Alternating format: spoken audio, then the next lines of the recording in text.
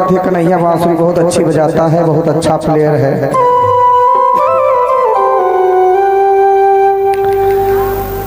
हम ये सोच रहे हैं कि आप हमारे घर आइएगा, बहुत अच्छी बांसुरी बजाइएगा और अपने हाथों से बनाया हुआ माखन का मैं भोग लगाना चाहती हूँ।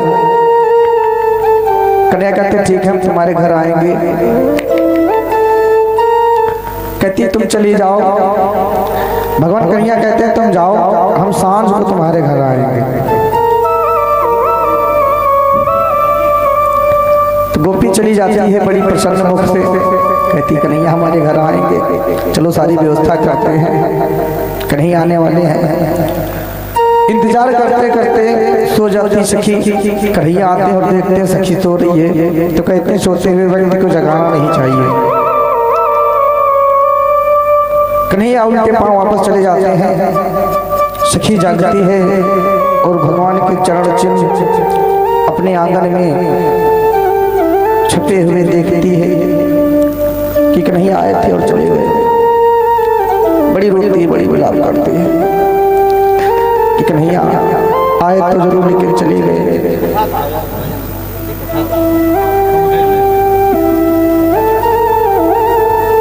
तो बड़ी विलाप करती है। उसकी आवाज सुनकर के पड़ोसने गा जाती है। वो सखी कहती है कि राधा तो बड़ी रो रही, क्या बात है, तेरा चेहरा बड़ा उदास लग रहा है। तो राधा मायूस होकर के अपने सखी से बताती है, बच्ची क्या बताऊं, कन्हैया हमारे घर आए थे, मैंने बड़ी व्यवस्था की, नमकीन मंगाई, स्प्राइट, पेप्सी मंगाई, मेरी सारी व्यवस्था धरी की धरी रह गई। तो सखी कहती है कन्हैया स्प्राइट नहीं, ड्यू बहुत पीते थे,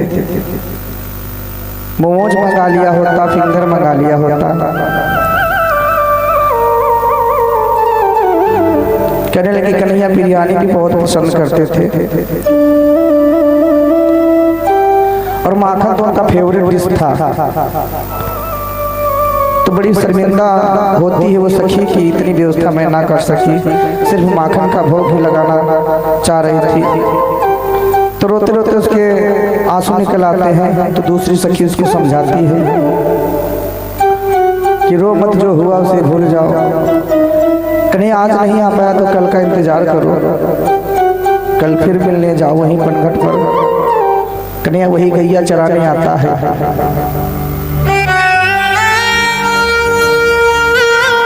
तो वो रोती रहती सखी और दूसरी सखी उसे समझाती रहती है और रोते रोते उनके बुखार बिंदु से जो शब्द प्रकट हुए मैं उनको आपके समक्ष में रख रहा हूँ। इस प्रकार राधा जी कहती हैं अपनी सखी को समझाते हुए, कहती